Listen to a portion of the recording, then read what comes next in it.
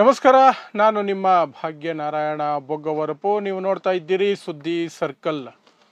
BJP Narendra Modi ಚುನಾವಣೆಗಳನ್ನು ಕೇವಲ ಧರ್ಮಗಳ ನಡುವೆ ಬೆಂಕಿ ಹಚ್ಚಿ ದ್ವೇಷ ಬಿತ್ತಿ ಆ ರೀತಿ ಮಾತ್ರ ಗೆಲ್ತಾ ಇಲ್ಲ, ಅಥವಾ ಎಲೆಕ್ಷನ್ ಕಮಿಷನನ್ನು ಬಳಸ್ಕೊಂಡು ಈ ಗೂಂಡಾ ಪಡೆಗಳನ್ನು ಅಥವಾ ಇನ್ನೇನನ್ನು ಬಳಸ್ಕೊಂಡು ತಮ್ಮಲ್ಲಿರುವಂತಹ ದುಡ್ಡನ್ನು ಬಳಸ್ಕೊಂಡು ಬಂಡವಾಳಶಾಹಿಗಳ ಪವರನ್ನು ಬಳಸ್ಕೊಂಡು ಅವರ ದುಡ್ಡನ್ನು ಬಳಸ್ಕೊಂಡು ಜಾತಿಗಳನ್ನು ಲೆಕ್ಕಾಚಾರ ಮಾಡಿಕೊಂಡು ಏನೆಲ್ಲ ಅನೀತಿಗಳು ಮಾಡಬಹುದು ಚುನಾವಣೆಯಲ್ಲಿ, ಅವುಗಳ ಮೂಲಕ ಮಾತ್ರ ಗೆಲ್ತಿದೆ ಅಂತ ಇಲ್ಲಿವರೆಗೆ ಅಂದ್ಕೊಳ್ತಿದ್ವಿ. ಆದರೆ ಕಳೆದ 1.5-2 ತಿಂಗಳಿನಿಂದ ದೊಡ್ಡ ಮಟ್ಟದಲ್ಲಿ ರಾಹುಲ್ ಗಾಂಧಿ ಒಂದು ಆರೋಪ ಮಾಡ್ತಾ ಬರ್ತಿದ್ರು.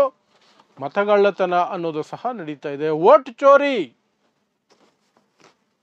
ಮತಗಳ್ಳತನ, ಮತಗಳನ್ನು ಕದೀತಾರೆ ಇವರು, ಕದ್ದು ಬಿಟ್ಟು ಗೆಲ್ಲುತ್ತಾರೆ.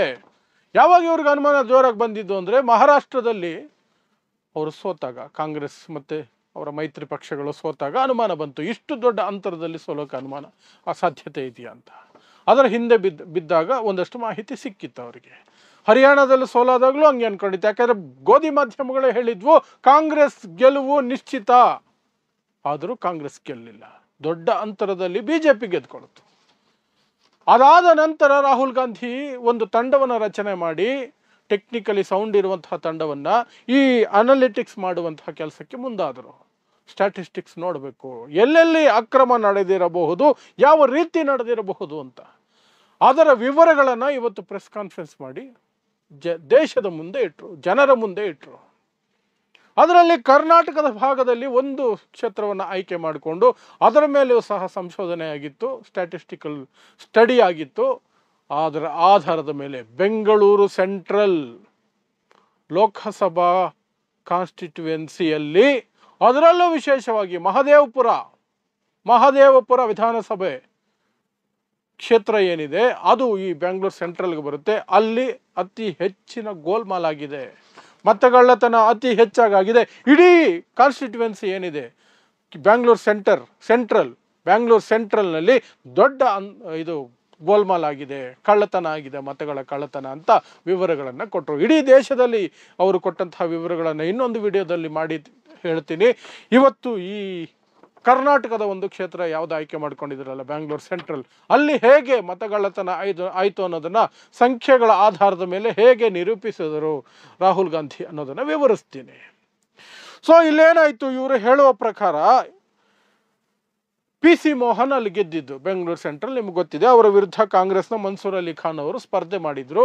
ಜಿದ್ದಿನ ಹೋರಾಟ ಇತ್ತು. ಮನ್ಸೂರ್ ಅಲಿ ಖಾನ್ ಲೀಡಿಂಗ್ ಅಂತ ಬರ್ತಿತ್ತು, ಮತ್ತೆ PC ಮೋಹನ್ ಲೀಡಿಂಗ್ ಅಂತ ಹೀಗೆ ಜಂಪ್ ಆಗ್ತಾನೆ ಇತ್ತು. ಆದರೆ ಮಹದೇವಪುರದ ವೋಟಲ್ ಬ್ಯಾಲೆಟ್ಗಳು ಯಾವಾಗ ಓಪನ್ ಆಯಿತು, ವೋಟಿಂಗ್ ಮಿಷನ್ಗಳು ಎಲ್ಲ ಉಲ್ಟಾ ಆಗೋಯ್ತು. ಕೊನೆಯಲ್ಲಿ ಕೇವಲ 32,707 ಮತಗಳ ಅಂತರದಲ್ಲಿ ಮಾತ್ರ PC ಮೋಹನ್ ಗೆಲುವಾಯಿತು. ಲೋಕಸಭೆಯಲ್ಲಿ 32,000 ಮತಗಳ ಅಂತರ ಅನ್ನೋದು ತುಂಬ ಕಡಿಮೆ ಅಂತರ. ಸೊ ಏನಾಯಿತು ಅನ್ನುವಂಥದ್ದು, ರಾಹುಲ್ ಗಾಂಧಿ ಅವರ ಪ್ರಕಾರ ಹೇಗೆ ಮತಗಳನ್ನು ಕಳ್ಳತನ ಮಾಡಿದ್ರು, ಯಾವ್ಯಾವ ರೀತಿ ಕಳ್ಳತನ ಮಾಡಿದ್ರು ಬಿಜೆಪಿಯವರು, ಏನೆಲ್ಲ ಅಕ್ರಮಗಳು ಆ ಚುನಾವಣೆಯಲ್ಲಿ ನಡೀತು ಬೆಂಗಳೂರು ಸೆಂಟ್ರಲ್ಲಿ ಅನ್ನೋದಕ್ಕೆ. ಡೂಪ್ಲಿಕೇಟ್ ಮತಗಳು ಅಂದರೆ ಒಬ್ಬನೇ ವ್ಯಕ್ತಿ ಬೇರೆ ಬೇರೆ ರಾಜ್ಯಗಳಲ್ಲಿದೆ, ಅದೇ ಹೆಸರು, ಅದೇ ಅಡ್ರೆಸ್ಸು, ಅದೇ ಫೋಟೋ, ಆ ರೀತಿಯಾದಂತಹ ಮತಗಳು ಬ್ಯಾಂಗ್ಳೂರು ಸೆಂಟ್ರಲ್ನಲ್ಲಿ 11,965.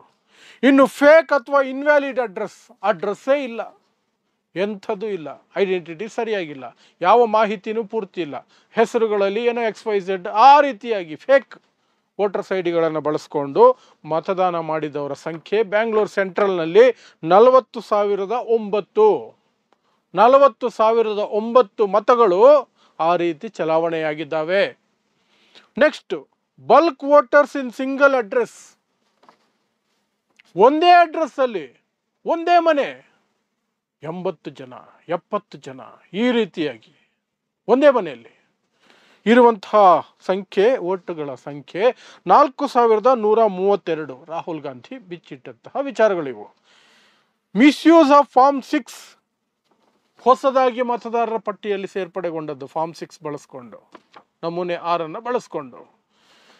ಅದು 33,692. ಇದೆಲ್ಲವನ್ನು ಕೂಡಿದರೆ 1,00,000ಕ್ಕಿಂತ ಹೆಚ್ಚು ಮತಗಳು, ಹತ್ತತ್ರ 1,00,000 ಪ್ಲಸ್ ಮತಗಳು ಅಕ್ರಮ ಮತಗಳು.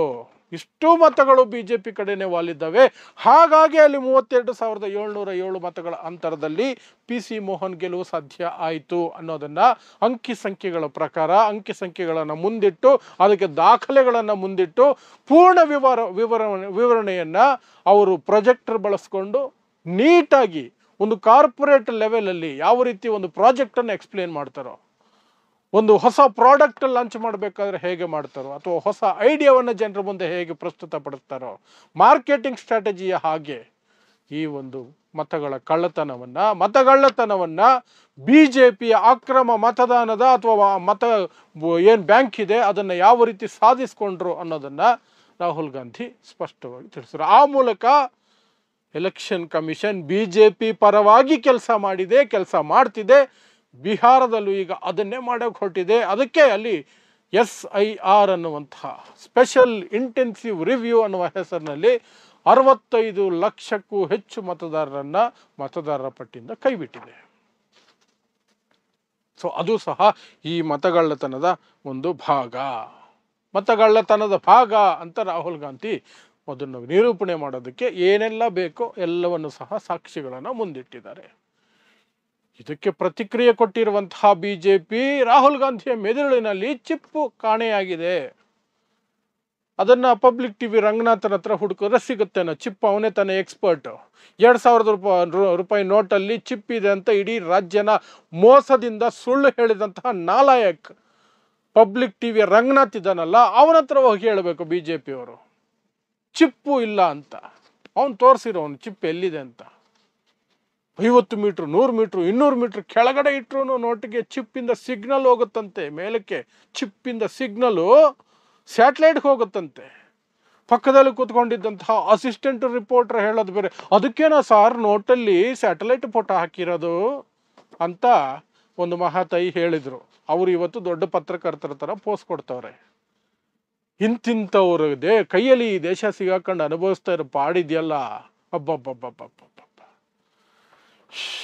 ಸಾಕಪ್ಪ ಸಾಕು, ಇವ್ರ ಸವಾಸನೆ ಸಾಕು ಅನ್ಸ್ಬಿಡುತ್ತೆ ಒಂದೊಂದ್ಸಲ. ಆದರೆ ಇಂತಹ ಒಂದು ಸ್ಟ್ಯಾಟಿಸ್ಟಿಕಲ್ ರಿಪೋರ್ಟ್ ಮೂಲಕ ಜನರ ಮುಂದೆ ಇಟ್ಟಿರೋದ್ರಿಂದ ಜನಕ್ಕೆ ಈಗಲಾದರೂ ಅರ್ಥ ಆಗುತ್ತೆ ಅಂದ್ಕೊಳ್ತೀನಿ. ಬಿಹಾರ ಚುನಾವಣೆಯಲ್ಲಿ ಮತದಾರ ಎಚ್ಚೆತ್ಕೊಳ್ಬೇಕು. 55 ಲಕ್ಷ ಪ್ಲಸ್ 65 ಲಕ್ಷದವರೆಗೆ ಮತದಾರರನ್ನು ಏನು ಕೈ ಬಿಟ್ಟಿದ್ದಾರೆ ಅವರೆಲ್ಲರೂ ಸಹ ಸಾಧ್ಯ ಆದಷ್ಟು ಹೋರಾಡಬೇಕು, ತಮ್ಮ ಹೆಸರನ್ನು ವಾಪಸ್ ಬರಂಗೆ ನೋಡ್ಕೊಳ್ಬೇಕು. ಕಳ್ಳ ಮತದಾರರಾಗಿದ್ದರೆ ಅದಕ್ಕೆ ಸಾಕ್ಷಿಯನ್ನ ಎಲೆಕ್ಷನ್ ಕಮಿಷನ್ ಕೊಡಬೇಕು. ಇಂಥ ಮತದಾರರನ್ನ ಇಂಥ ಕಾರಣಕ್ಕೆ, ಇಂತಹ ಫೇಕ್ ಡಾಕ್ಯುಮೆಂಟ, ಫೇಕ್ ಅಡ್ರೆಸ್ಸ, ಫೇಕ್ ಐಡೆಂಟಿಟಿನ ಯಾವ ಕಾರಣಕ್ಕೆ ಅವರನ್ನ ಕೈಬಿಟ್ಟಿದ್ದೀರಿ ಅಂತ ಇದನ್ನ ಬಿಹಾರದಲ್ಲಿ ಅಲ್ಲಿನ ಪ್ರತಿಪಕ್ಷದ ನಾಯಕ ತೇಜಸ್ವಿ ಯಾದವ್ ಕೇಳ್ತಾ ಇರೋದು. ಕೈ ಬಿಟ್ಟಿರೋ ಪ್ರತಿಯೊಬ್ಬರದು ಡೀಟೇಲ್ ಕೊಡಿ, ಯಾವ ಕಾರಣಕ್ಕೆ ಕೈ ಬಿಟ್ಟಿದ್ದೀರಿ ಅವರ ಮತದಾರರ ಪಟ್ಟಿಯಿಂದ ಡೀಟೇಲ್ಸ್ ಕೊಡಿ ಅಂತ. ಆದರೆ ಎಲೆಕ್ಷನ್ ಕಮಿಷನ್ ಹೇಳುತ್ತೆ, ಇಲ್ಲ ನಾವು ಮಾಡೋದು ಸರಿ ಇದೆ, ನೀವು ಪ್ರಶ್ನೆ ಕೇಳೋದು ಸರಿ ಇಲ್ಲ ಅಂತ. What nonsense! ಇದನ್ನೇ ನಾನ್ಸೆನ್ಸ್ ಅಂತ ಕರೆಯೋದು, ಬೇರೆ ಏನೂ ಅಲ್ಲ. ಇದನ್ನೇ ನಾನ್ಸೆನ್ಸ್ ಅನ್ನೋದು. ಸೊ ಇದಿಷ್ಟು ಇವತ್ತು ನಿನ್ನೆ ರಾಹುಲ್ ಗಾಂಧಿ ಅವರು ಅಲ್ಲಿ ಮಾಡಿದಂತಹದ್ದು. ಇವತ್ತು ಬೆಂಗಳೂರಿನಲ್ಲಿ ಅವರ ಪ್ರತಿಭಟನೆ ಇದೆ ಇದೇ ವಿಚಾರವಾಗಿ, ಮತಗಳ್ಳತನದ ವಿಚಾರವಾಗಿ. ಸೊ ಅಲ್ಲಿ ಏನಾದರೂ ವಿಶೇಷವಾದಂತಹ ಹೊಸ ಅಂಕಿಅಂಶಗಳು ಅಥವಾ ವಿಚಾರಗಳನ್ನು ಬಿಚ್ಚಿಡ್ತಾರೆ, ಅಥವಾ ನಿನ್ನೆಯ ಆ ಪ್ರೆಸ್ ಕಾನ್ಫರೆನ್ಸ್ ಏನಿತ್ತು ಅದರಲ್ಲಿ ಹೇಳಿದ ಅಂಶಗಳನ್ನೇ ಇಲ್ಲಿ ಭಾಷಣದ ರೂಪದಲ್ಲಿ ಮಾಡ್ತಾರೆ, ನೋಡಬೇಕು. ಒಟ್ಟಿನಲ್ಲಿ ಬೆಂಗಳೂರು ಸೆಂಟರ್ನಲ್ಲಿ ಅಕ್ರಮ ನಡೆದಿದೆ ಅನ್ನೋದನ್ನು ರಾಹುಲ್ ಗಾಂಧಿ ಅಂಕಿ ಸಂಖ್ಯೆಗಳು ಪ್ಲಸ್ ಅದಕ್ಕೆ ಸಂಬಂಧಪಟ್ಟ ಕಾಗದ ಪತ್ರಗಳು, ಸಾಕ್ಷಿಗಳ ಸಮೇತವಾಗಿ ಇಡೀ ದೇಶದ ಮುಂದೆ ಇಡುವಂತಹ ಪ್ರಯತ್ನ ಮಾಡಿದ್ದಾರೆ.